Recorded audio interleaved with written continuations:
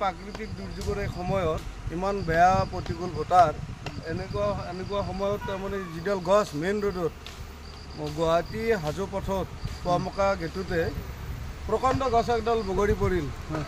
তাৰপিছত প্ৰশাসনৰ কোনো খবৰ নাই।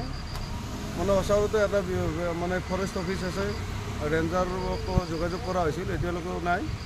তাৰপিছত আমাৰ হাজো থানাৰ প্ৰতিটো মানুহে মানে থানাৰ প্ৰতিটো ষ্টাফ আহিয়ে এই গাছ কাটি গাছৰ এই যিখিনি দেখিছে আপোনালোকে এই টুকুৰাটো হাজো থানাৰ নেতৃত্বতহে তাৰমানে কাষৰ কৰা হ'ল যদিও এতিয়ালৈকে কিন্তু ৰাস্তাটো আমি ক্লিয়াৰ কৰিব পৰা নাই।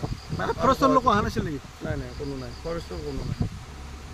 এইমাত্ৰ আহিছে তেওঁলোকে। স্থানীয় ৰাইজে থানাৰ সহযোগ কাটিলে।